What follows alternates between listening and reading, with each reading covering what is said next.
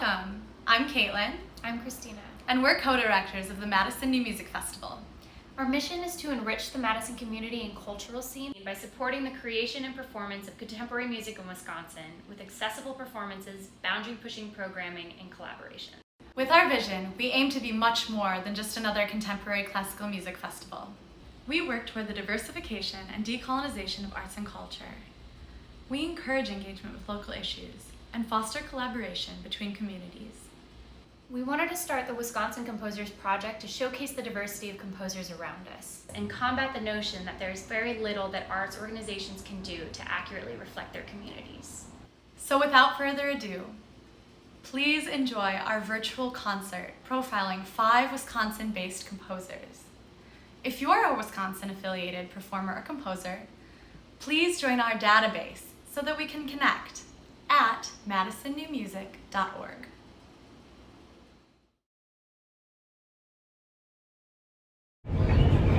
Hello, Madison New Music Festival. Hi. Hi. Hi, my name is Lawren Schwendinger. My name is Brianna Ware.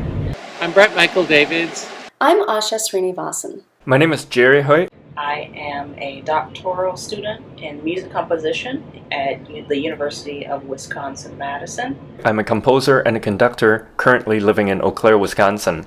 I'm a composer of art music, and I'm head of composition at UW-Madison, where Brianna Ware is one of my students.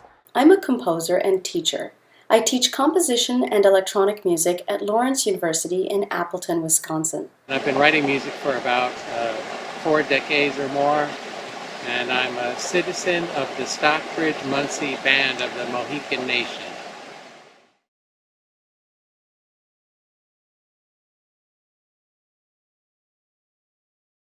I am originally from Gadsden, Alabama, so a Southerner at heart. The question asks, how does my personal history inform my work? In general, me being a pianist by training, my undergrad and master's degrees are in piano. Being a pianist really informs at least my piano writing. So things are very pianistic, and also just being an African-American woman and living as an African-American woman and going through certain trials, tribulations, and hardships, that absolutely influences my compositional output as well, especially with the programmatic aspects of my work. I grew up in India, where I studied Carnatic vocal music as a young child.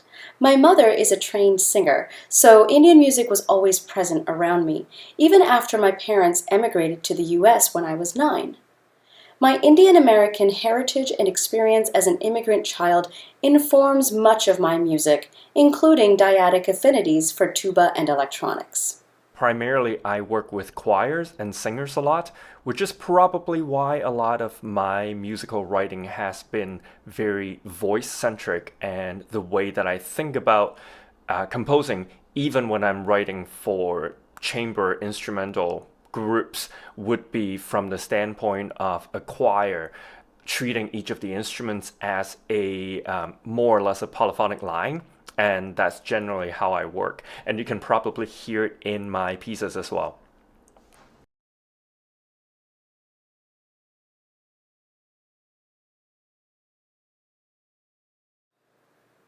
The inspiration for this work, as is true with much of my work, stems from the instrumentation of the work itself.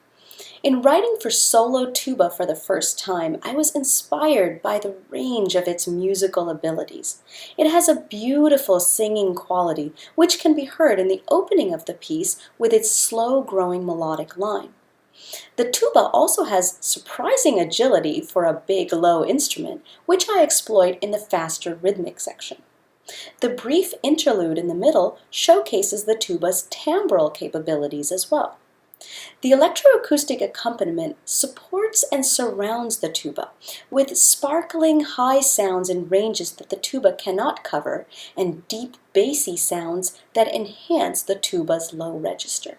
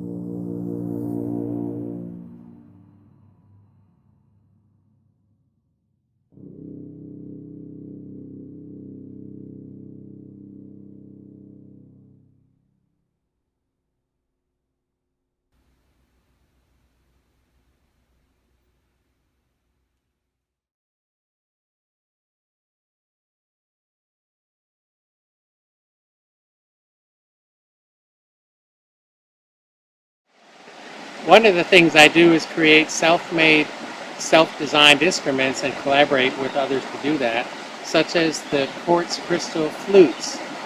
And so I collaborated with Michael Wheeler, a scientific glassblower, to create a soprano quartz flute and also a bass quartz flute, which I'm using to perform this work. My mother got the idea first. She visited a county fair and saw some glass blowers making animals and birds out of glass, and got the idea for making a flute out of glass. And so then I went and collaborated with Michael Wheeler, and the bass quartz crystal flute is the result. As a choral composer and a choral director, I think a lot of ways that choral music works really affect how I compose. Specifically, I personally perform as a singer and a conductor, perform quite a lot in the world of early music, so music from, say, the Baroque, Renaissance, medieval, what have you. Polyphony is something that is central to that particular genre. So a lot of my music has that polyphonic influence. A lot of the time I find myself writing in pretty thick polyphony, puzzle canons, modal counterpoints, and a lot of things like that that are directly tied to the world of early music.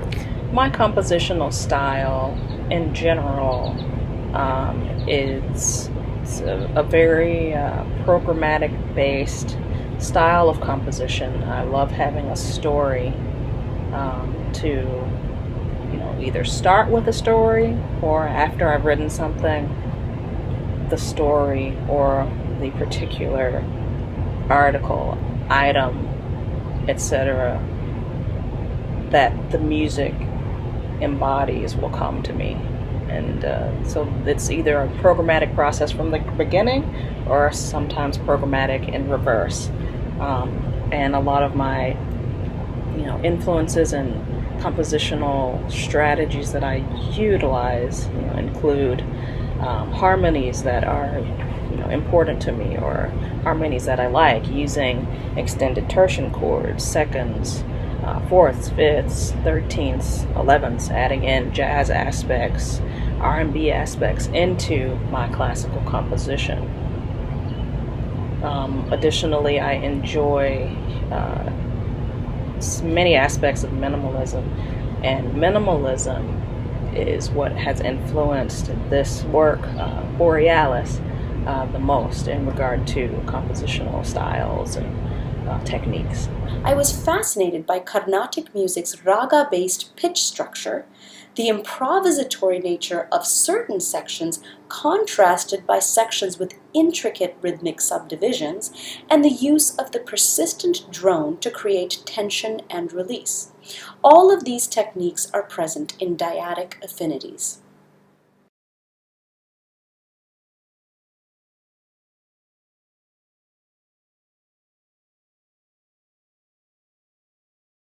Today you're going to hear a piece called All the Pretty Horses. It shows my inspirational influences from nature and my love of the wild Mustang in the Southwest. And it features a lullaby called All the Pretty Horses. I hope you enjoy it. Trace Johnson is a marvelous cellist, and I'm lucky to have him playing my piece today.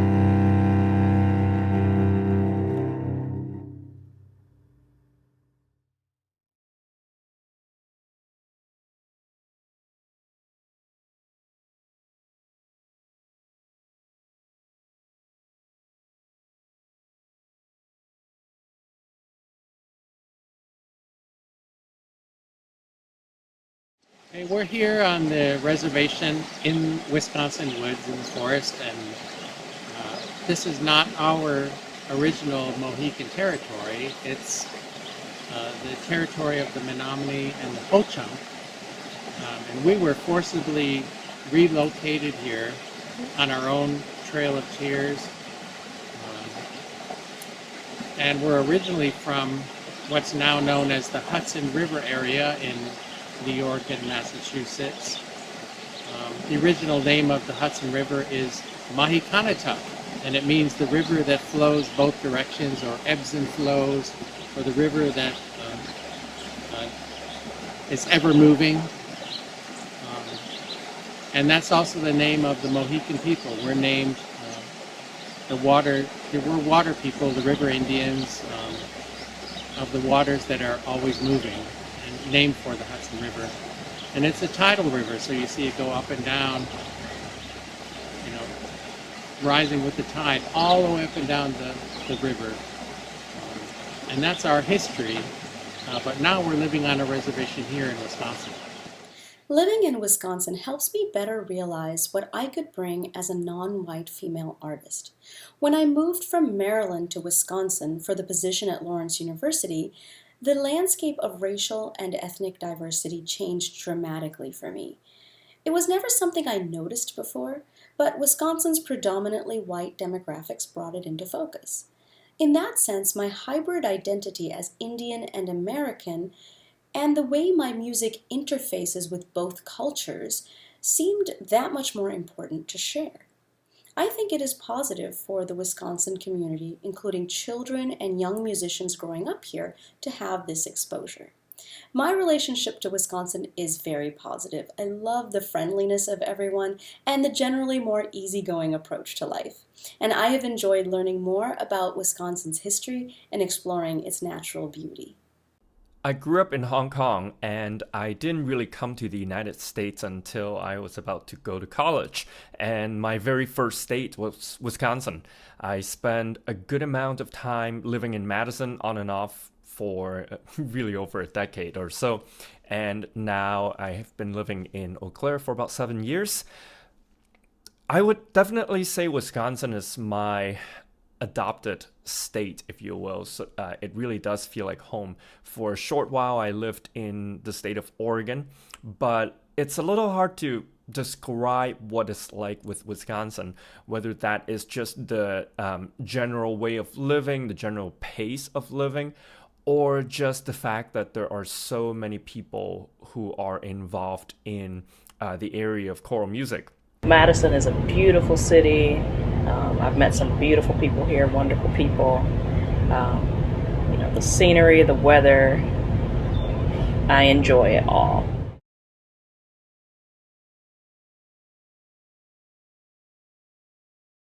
The title of this work is In Wisconsin Woods, and the text was written by a poet and a writer, Susan Power, who is Dakota from Standing Rock.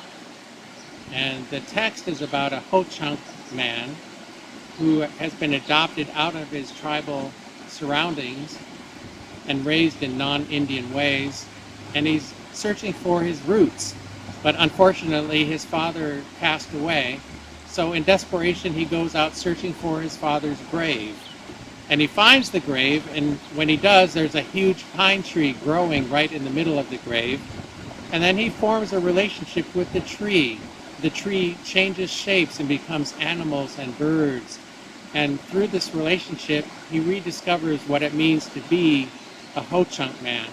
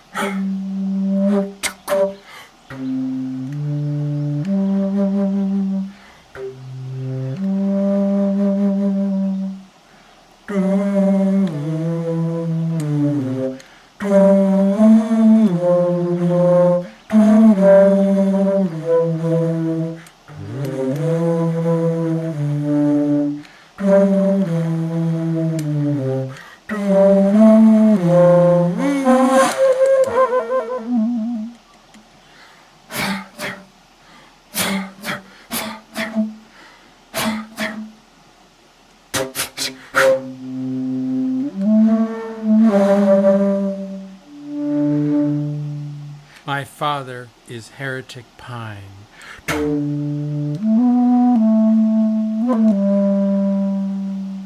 His ashes grown to needles in Wisconsin woods. I visited the grave and found him risen in bark. He will not wash away. I smeared his heart's sap on my fingers. He will not wash away.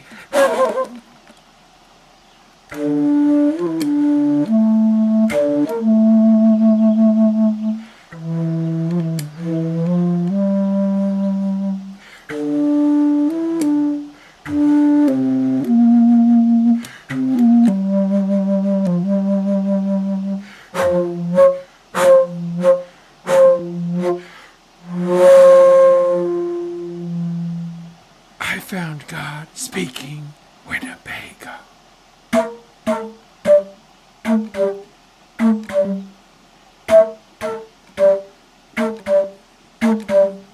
perched in a silver birch tree. Tiny birds covered him like a feathered quilt.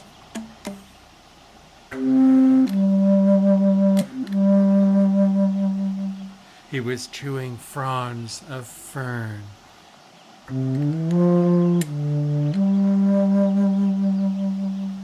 To keep his teeth sharp and white. I saw him tremble like a bear.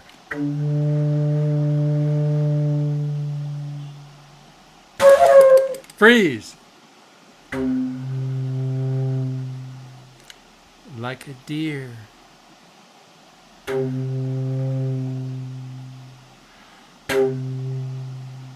Withdraw like a turtle into his shiny bones.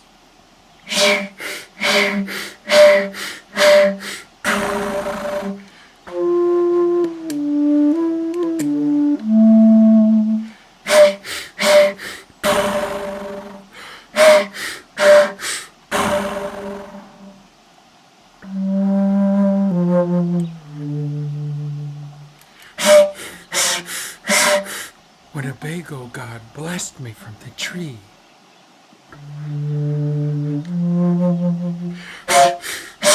His fists rang on either side of my head.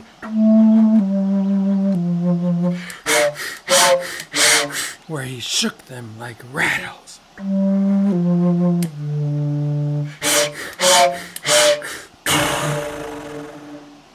City brother, he teased.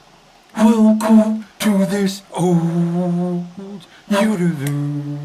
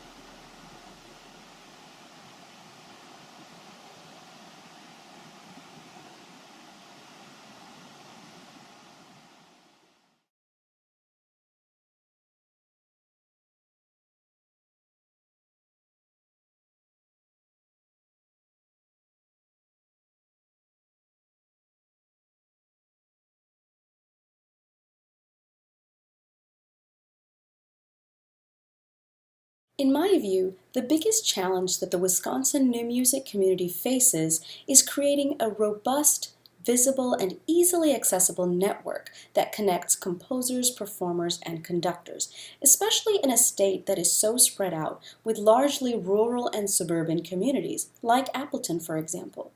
A related challenge is finding supportive venues that elevate new music along with other types of music. I'd also like to see more endeavors encouraging the youth in Wisconsin to pursue new music. In my opinion, all of this is easier said than done. Some of it is certainly happening already, but we need to be able to repeat positive achievements across the state. I know from personal experience that it can be hard to find extra time to contribute to these important goals. Having a local or regional chapter of new music enthusiasts might provide more motivation to participate and work on these challenges together. The founding of this country, it was founded on genocide. So pretty much every place in the entire country was stolen land, and the original inhabitants, the indigenous people, were systematically killed and the legacy erased. And that legacy is kept through the entire history of the country. And it's also true for the music community today. So like historically, Native people are living reminders of the genocide on which the country is founded. And So we're also swept under the rug, and just systematically at tribes and indigenous people. And it's true also in the music world and in the new music world as well, like where indigenous people play a small role and there's numerous gatekeepers.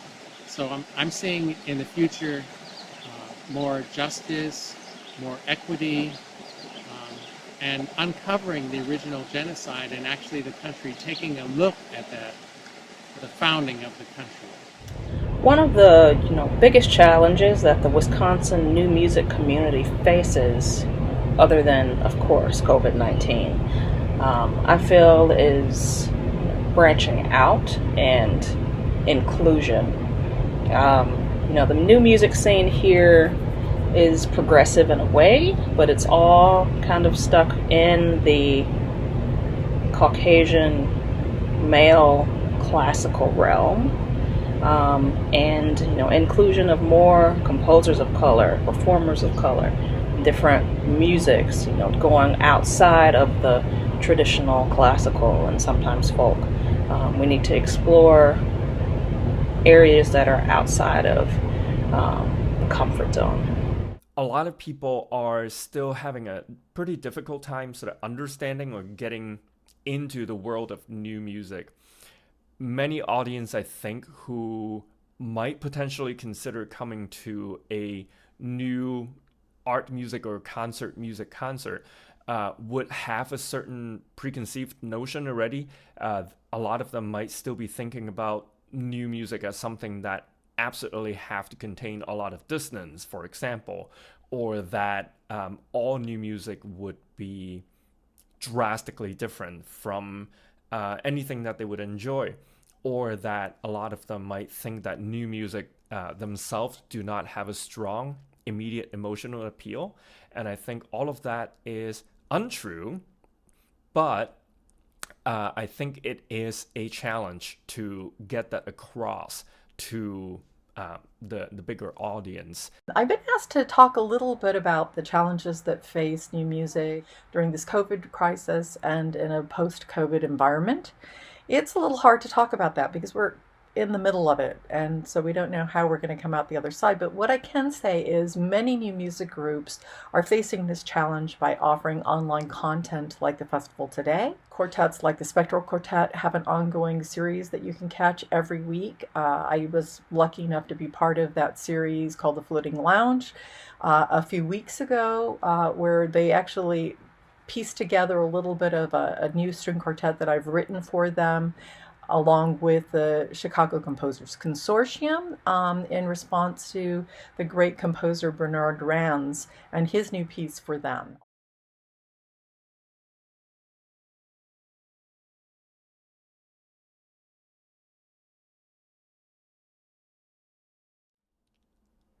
For this set of pieces called Quarantine Canzonets, I think the inspiration is kind of obvious.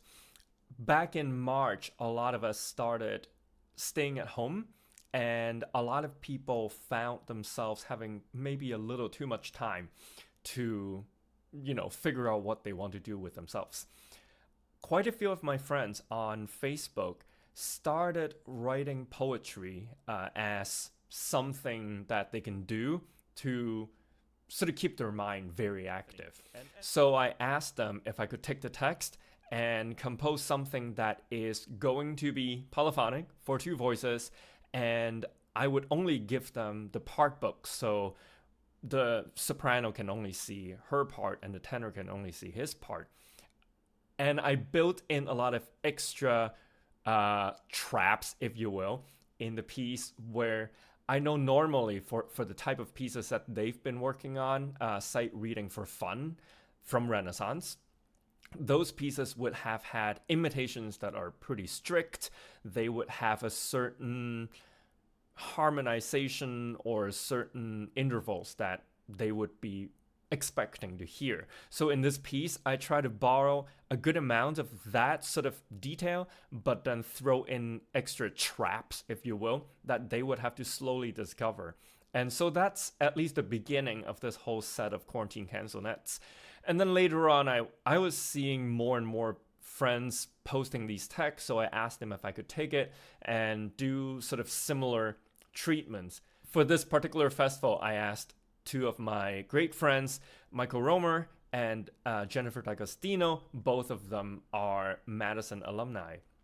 I asked the two of them to perform these pieces, especially since one of these movements was based on some interesting select quotes from their young kids. Come into my garden, my love, my life, my dove. Come into my garden, my love, my life, my dove. But first, please thoroughly wash thy hands, wash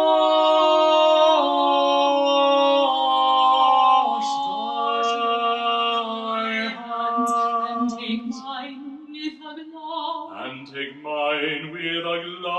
and take mine with a glove, you'll keep a space twixt you and me of twice full fathom five, twice full fathom five, and I'll toast thee, and you'll toast me, and you'll toast me, and I'll toast thee. Remote thus, remote thus, remote thus, we'll survive.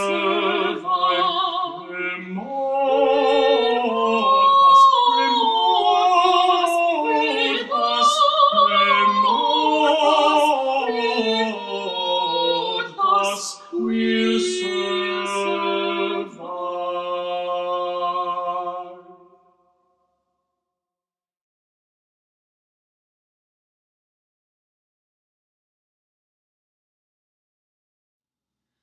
Go away, go away, your thought doth not invite. Thy graces are betrayed, thy face bears no delight. Go away, go away, your thought doth not invite. Thy graces are betrayed, thy face bears no delight. You clear your throat, clear your throat, I cringe and inch away, and wish you well, and wish you well, then swiftly take my leave, and wish you well, and wish you well, and wish you well, then swiftly take my leave.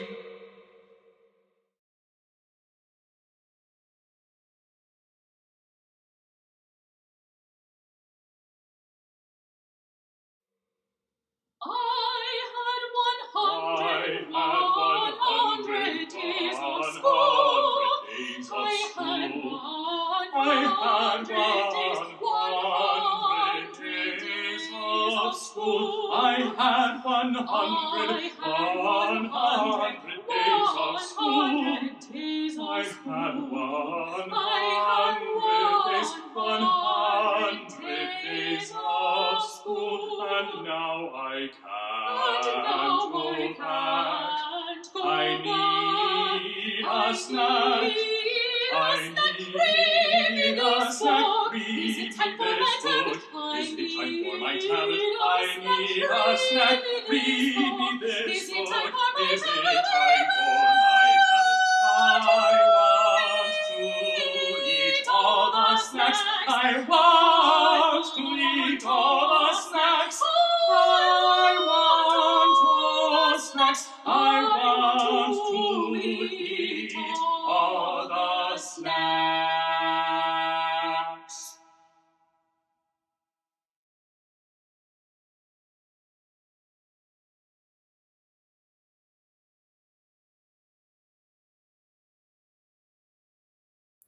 In my ideal music world, it would be easy for composers and performers to find each other, and it would be relatively easy for them to receive small to mid-sized commissioning grants to create new repertoire. It would also be easy for performers to find supportive venues to perform new music, and we would have an appreciative audience that was easy to reach. In my ideal music world, people of all backgrounds and abilities would have equal access to music. The college applications I receive for studying music and composition would represent young people of a much broader diversity. I would see more women apply, more LGBTQ people, more people of color, more international people, and hopefully that would translate into more diversity at the undergraduate, graduate, and professional levels. In my ideal music world, it would simply not be a big deal for concert programs to feature people of all identities. Our little niche of contemporary concert music would truly be for everyone and by everyone. I think for me, I'm looking for a musical future and a world future that's more inclusive of the racial justice, and things like a Green New Deal, Medicare for all, people of color, and having a more just society. And that also includes the musical world as well. I do not see music as apolitical. I think that justice and the arts go hand in hand, and that's where my music sits, and I think that's where the future of music also rests. I hope that would be something that we can create after this pandemic has essentially hit the reset button for everybody. And that I would think is ideal, a world that everybody who wants to be involved in this world should be involved in it.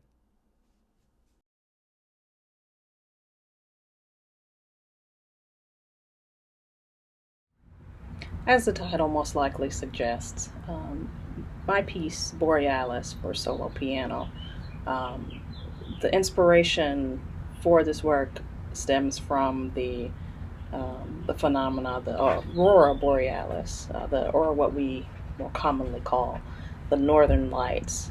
And, this work, my intention with the work was to create a musical painting by which I'm able to paint the listener a picture, an aural picture, with my composition, with the harmonies, with the rhythms, etc., so that if their eyes are closed and they're just listening, they can almost hear the aurora borealis and visualize the beauty of the northern lights.